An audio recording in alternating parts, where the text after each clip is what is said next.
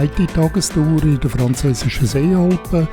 Ich bin der Willi und zeige dir in diesem Video zeigen, wo ich an diesem Tag durchgefahren bin. Auch bei dieser Tour bin ich bei bestem Wetter im Camping gestartet und die Prachtstrecke in Col de Thurinny hochgefahren.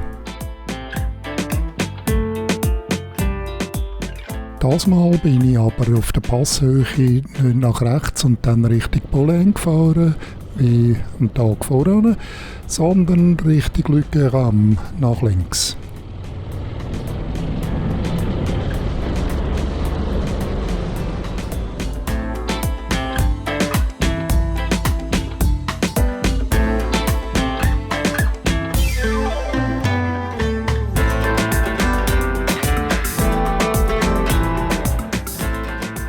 Die Strecke führt über 10 Kilometer durch den Wald. Nicht allzu anspruchsvoll, auch nicht allzu steil. Während diesen gut 10 Kilometern hat es nur etwa 200 Meter Höhendifferenz. Am Anfang etwa südwestlich, einigermaßen kurvige Strecke und nachher geht es fast direkt Richtung Süden, bis man dann zur Abzweigung kommt, wo ich dann später noch etwas dazu erzählen tue.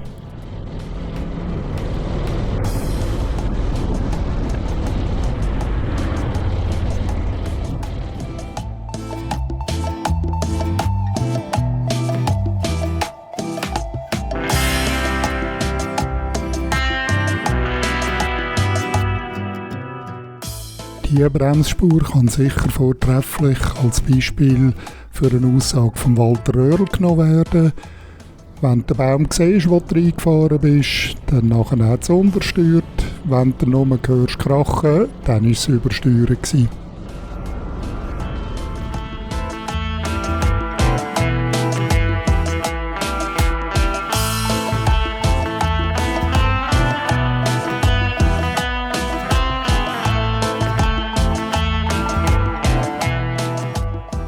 Einzig bei der Ortsdurchfahrt im Pays Cacava gibt es ein längeres Stück, wo man nicht durch den Wald durchfahren tut.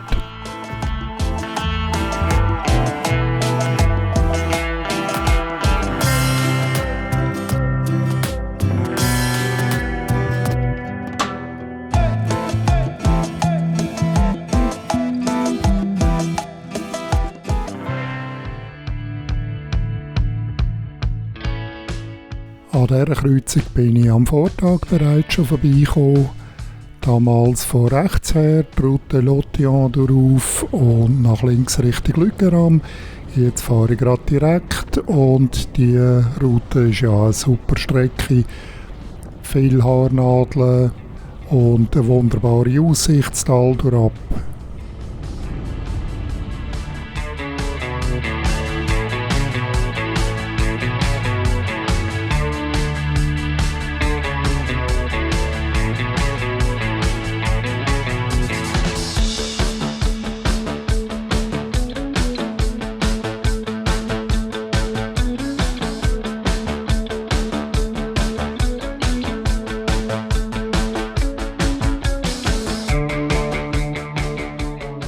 Die Strecke Richtung Le Guéram habe ich auch das Mal wieder fast für mich alleine gehabt.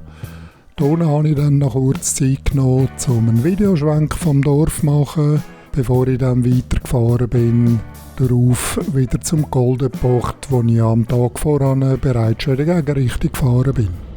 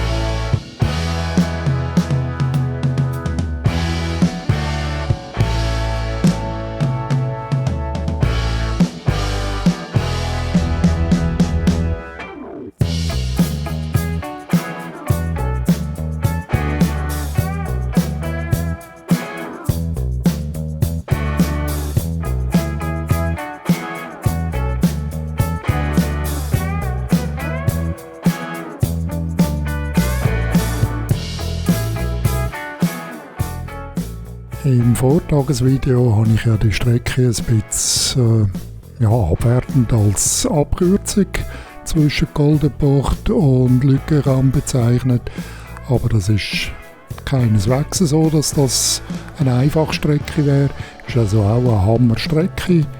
Ein bisschen breiter wie die ich gestern gewählt habe, aber Kurven, schöne Aussicht und wie gesagt, super Strecke.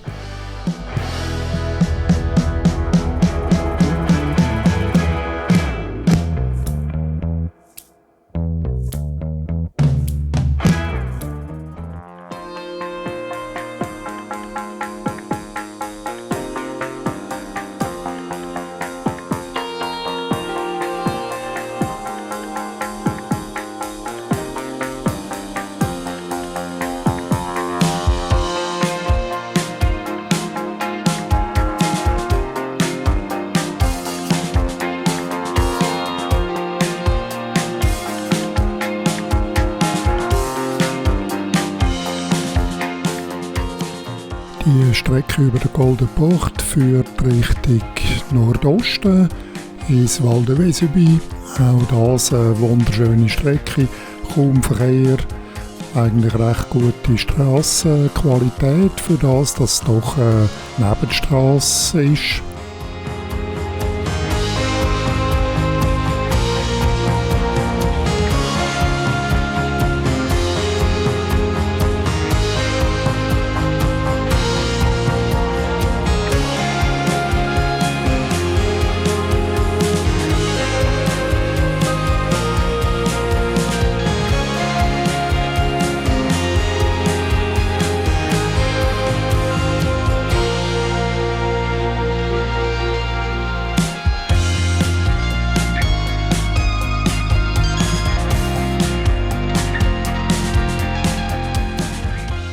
Im Val de Vésubie musste ich zuerst flussaufwärts bis fast Lantos fahren, bevor ich dann auf der anderen Flussseite auch durchab Richtung Saint-Jean-la-Rivière.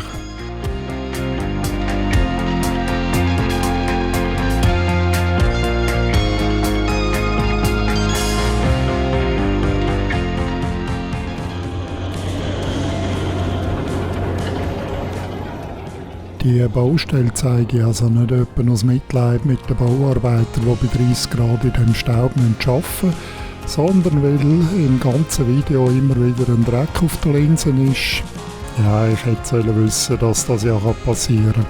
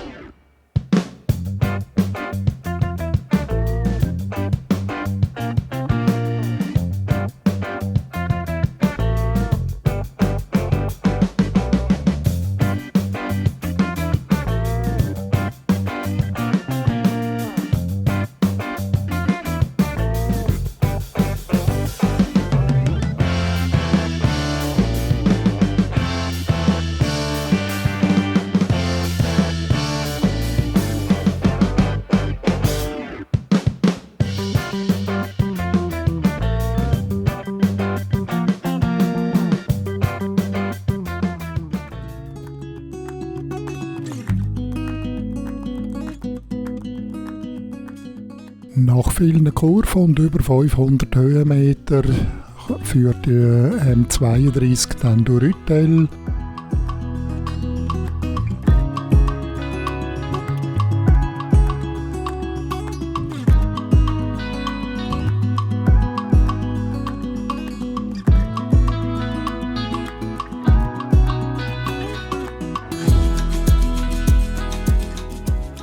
Kurz oberhalb von Utel wird man durch 2 Tunnel durch in die Schlucht vom Ruisseau de Carbonnière geführt. Eine Schlucht, die wirklich wild ist. Ein Haufen Steinschläge auf der Straße deuten auch davon, dass da wahrscheinlich mal etwas runtergeht.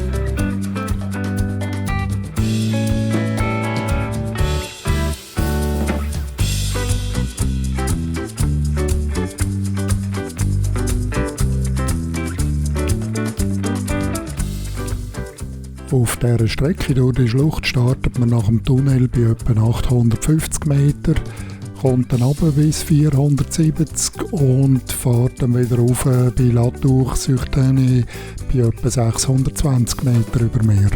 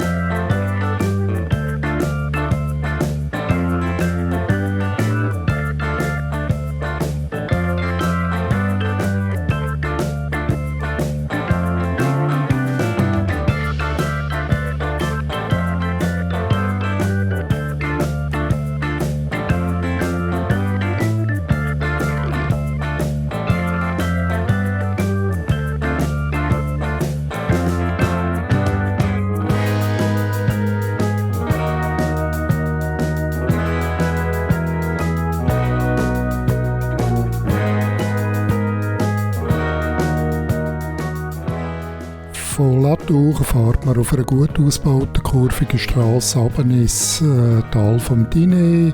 Später kommt man dann ins Tal vom Var. Auf der Route Grenoble bin ich aber bereits schon unterwegs gewesen, als ich auf der Anreise war. Ich bin dann weiter am Fluss entlang gefahren und Saint-Martin-du-Var, dort bin ich dann Richtung Osten wieder ab, in die Berge abgebogen.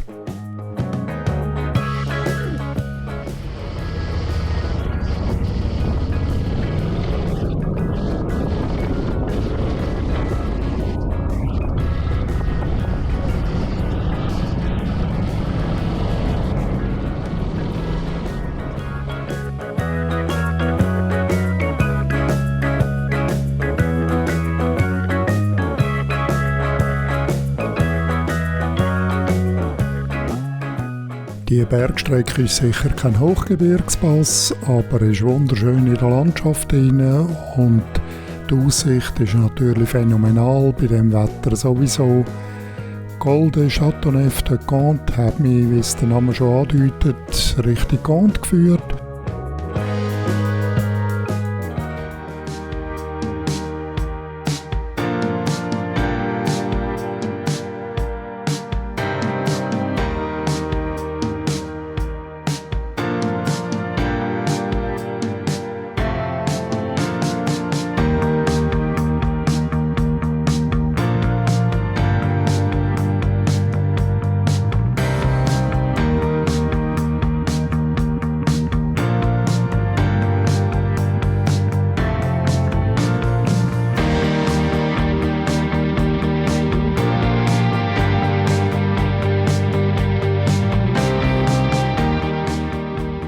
Die Strecke von Comte Richtung Les Garennes, die habe ich ja bereits schon in umgekehrter Richtung gefahren, Tag voran. Jetzt geht es eben von Westen nach Osten.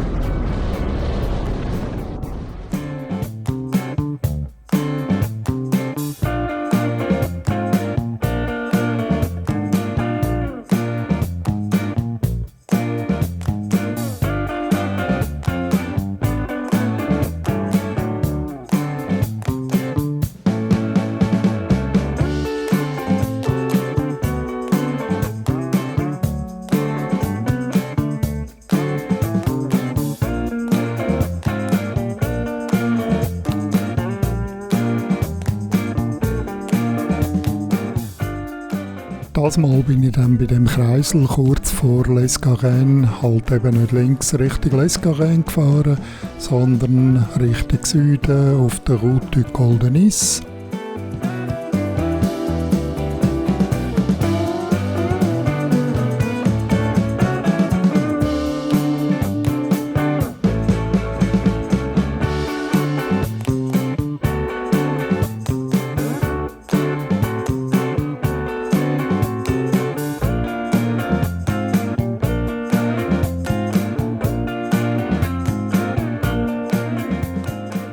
Natürlich hätte ich von Gand direkt Richtung Süden fahren, Richtung La Trinité, aber der Weg ist das Ziel. In La Trinité bin ich Richtung Ost abgebogen auf die Route Laguette, die mich dann nach La Turbie geführt hat. Das Video höre ich jetzt aber auf. Ich bin noch nicht bei Monaco durchgekommen und heimgefahren bin ich auch nicht. Da gibt es ein separates Video dann davon. Vielen Dank fürs Durchheben und hoffentlich schaust du das nächste Video auch an. Ciao!